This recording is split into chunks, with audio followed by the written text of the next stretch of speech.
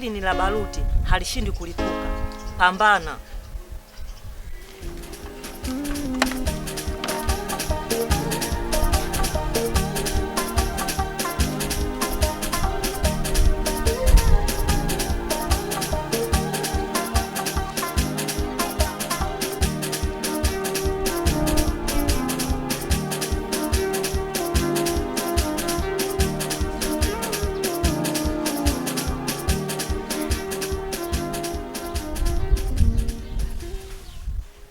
Majata, wewe ni chukuchuku.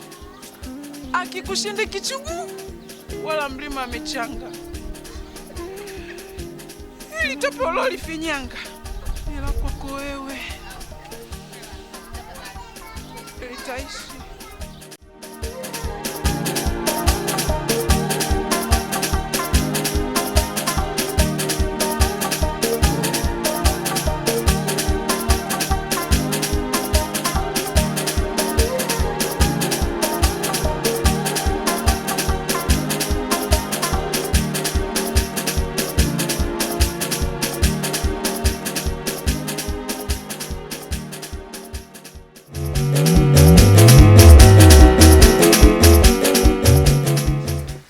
Baba, kwanza samani. Bila samani.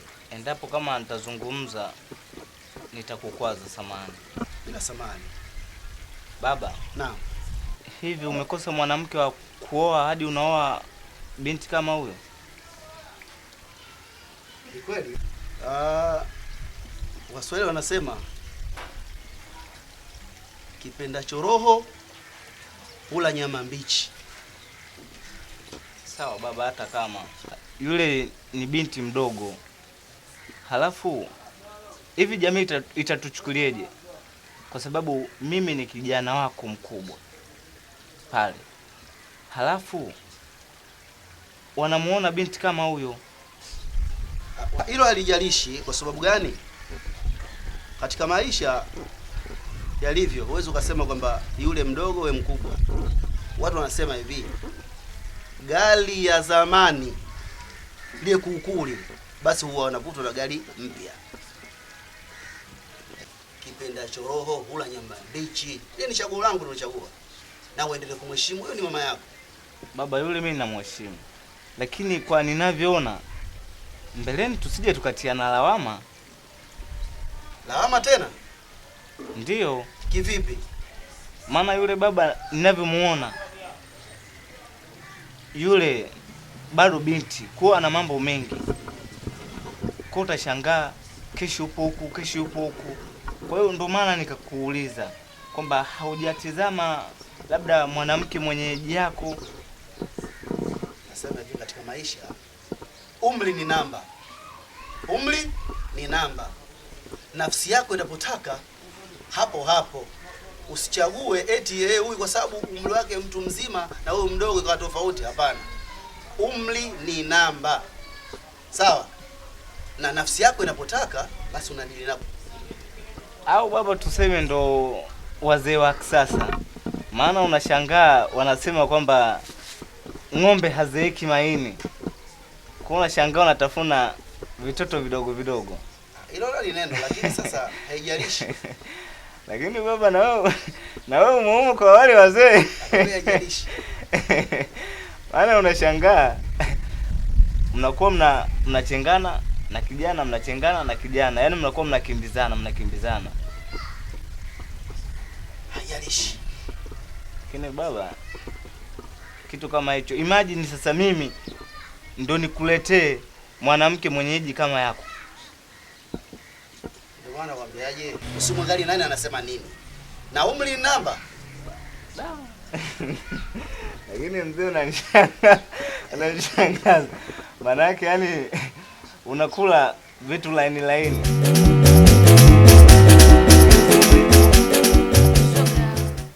Jana si nimefumaniwa? We. Kanifumania yule shoga yangu yule Zamda na yule kibabu wake.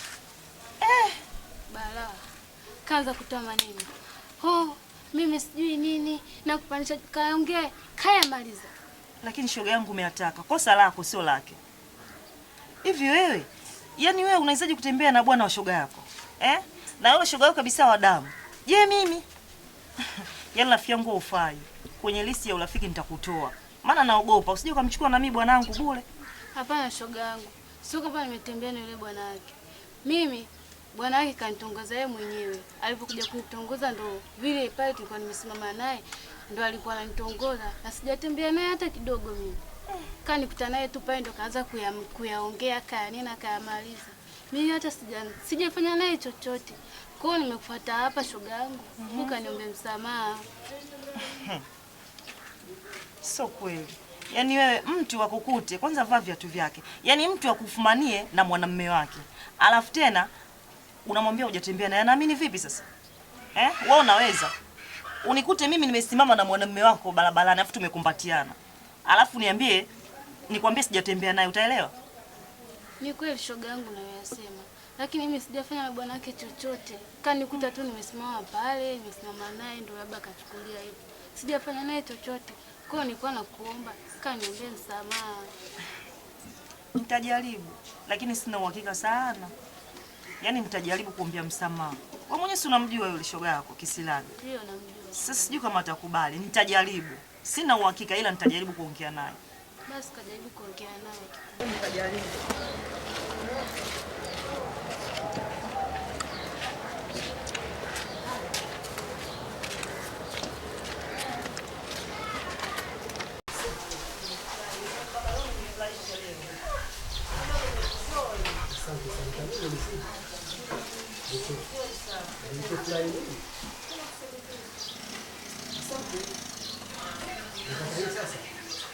Nataka isielewe. Sio nikija hapa tena mapenzi yanapungua. Unajua wadada siku hizi au sio? Sikikora vizuri. Kwa maana mimi kwa kimani vizuri pata kuona vizuri.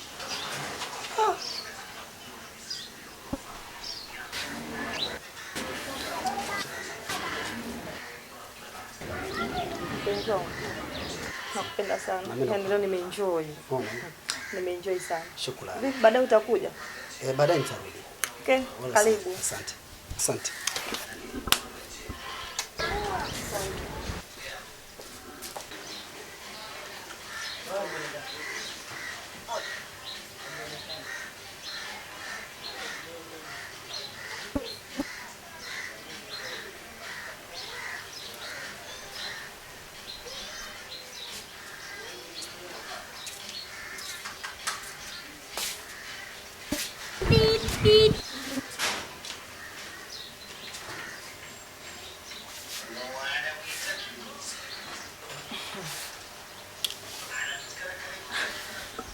Buchi ulioingia asubuhi ndio hilo mimi niloingia jioni. Tofauti ni nyama tu. Unaelewa?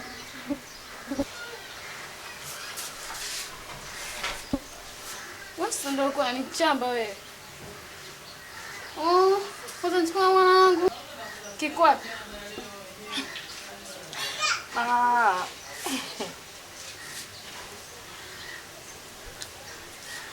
Unauliza jibu au swali?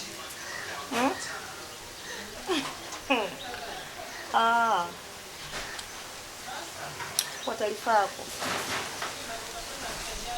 Huyo bwana, yule babu, au nikwambie yule bwana. Ameninogesha hatari. Na mimi hata simwachi. Babu anajua mahaba yule.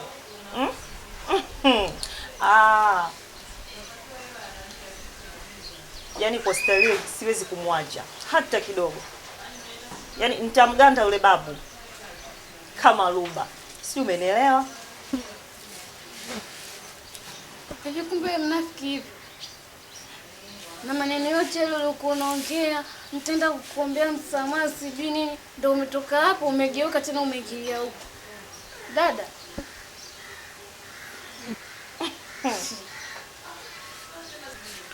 Ulikuwa hujui.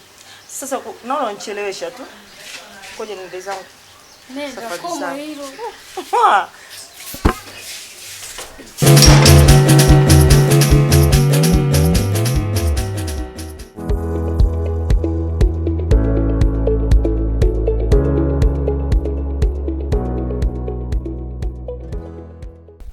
Mzee.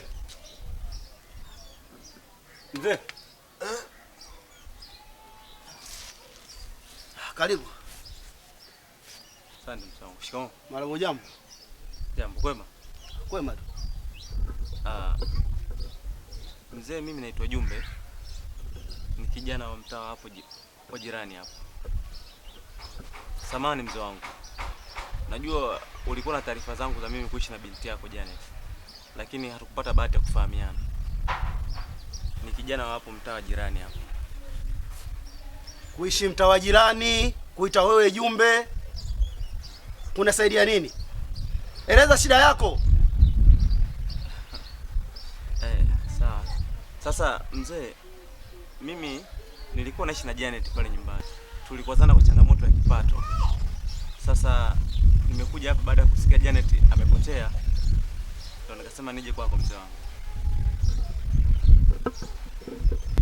Ni kuhusu kupotea kwa Janet.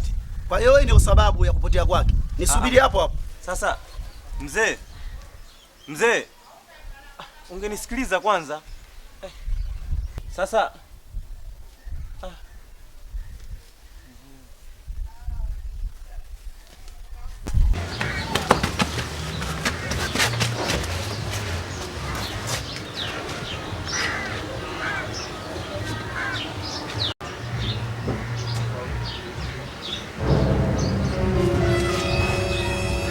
bahati yako.